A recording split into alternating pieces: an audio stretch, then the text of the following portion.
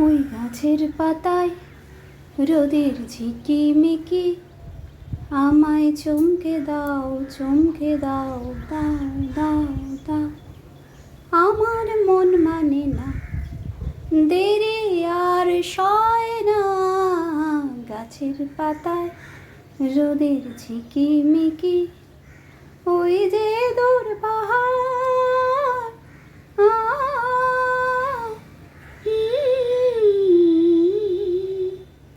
আমি যে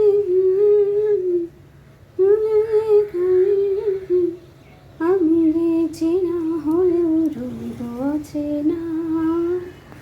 আর মনে নেই, যেটুকু মনে ছিল এই বেসুরো গলায় একটু গেয়ে দিলাম, কারণ পরিবেশটাই এত সুন্দর লাগছিল যে গানটাই করতে ইচ্ছে করছিল। তো সবাইকে সকালের শুভেচ্ছা জানিয়ে শুরু করছি আজকের ভিডিও। কদিন ধরে তো আমার ছাদ বাগানের সুন্দরীদের দেখানোই হচ্ছে না, কারণ বোনের বাড়ির রথের ভিডিওগুলোই পোস্ট করছিলাম। এনাকে দেখুন, বছরে এই সময় ফুলটা হয়, সাদা ফুলে ভরে থাকে, কিন্তু ইনি একাই আসেন সারা গাছ জুড়ে। এই গাছ দুটো চারা দুটো বের করবো, দেখছি চারা বার করবো এই দুটো।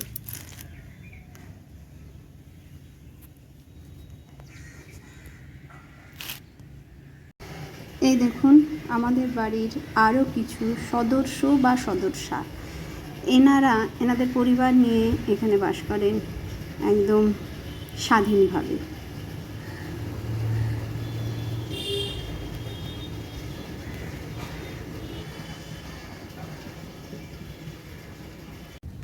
এই যে চারা দুটো তোলা হয়ে গেছে,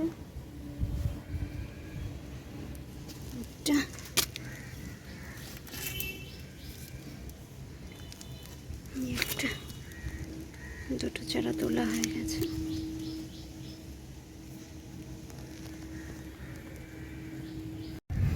গতকালে পদ্মের নাদার জলটাকে পুরো ফেলেছি, ফেলে একটু রেখেছি, এখান থেকে গুলগুলো বার করব। কালকে কিছু বার করতে পারিনি, আর আজকেও এর মধ্যে রেখেছি, কিন্তু এর মধ্যে গুল আছে। এই দেখুন গুল আছে, এই যে আমি তো বুঝতেই পারিনি একটা গুল রয়েছে। একটু জল দিতে হবে, এখন একটু জল দিয়ে দিই, খেয়ালই করিনি যে ওটায় গুল একটা আছে। এখন আরেকটু কাজ করব, সেটা হচ্ছে এটা আমার সন্ধ্যা দেখানোর তুলসী গাছ পুজোর, এটাকে একটু পাল্টাবো। গাছটা একটু কেমন হয়ে গেছে, নতুন একটা চারা বসাবো এটাতে।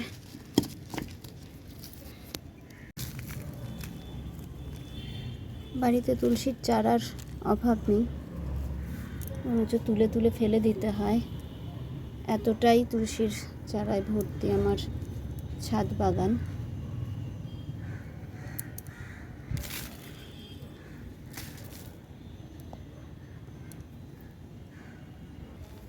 এই পাথরগুলো দেখে অনেকে ভাবছেন যে পাথর কেন রাখা হলো। এই পাথরটা দেখুন, পাথরটাকে দেখুন কেমন সুন্দর। এই পাথরগুলো আমি এনেছিলাম নেপালের মুক্তিনাথ থেকে। মুক্তিনাথে যখন বেড়াতে গিয়েছিলাম তখন এরকম অদ্ভুত সুন্দর পাথরগুলো দেখেছিলাম। গল্পে শুনেছিলাম ওখানে যে নদীটা আছে সেই নদীতে নাকি এরকম নারায়ণের শিলা আছে। তো কিছুটা গল্পে শুনে ভালো লাগলো, কিছুটা মন থেকে একটু ভক্তি জেগেই এটা এনেছিলাম। জানি না এর কোনো উপকারিতা আছে কি না, দেখতে সুন্দর বলেই আমি আরও বেশি করে এটাকে রেখে দিয়েছি। লাগিয়ে আবার বারান্দায় নিয়ে এসে রেখেছি। দুজন দুপাশে থাকে আমার। সকাল থেকে তো ঘন্টা দুয়েক কেটে যায় আমার বাগানে। দুদিন ধরে ব্যায়ামটা করছি না, কারণ শরীরটা একটু খারাপ। পায়ে হাতে প্রচুর ব্যথা করছে, ব্যায়ামটা করতে পারছি না।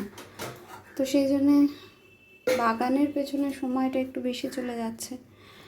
তো এখন সকালে টিফিন করব, মেয়েকে সকালে ম্যাগি করে দিয়েছি আজকে। এখন রুটি করব আর একটু আলুর দম করব। মাছ রান্না করব।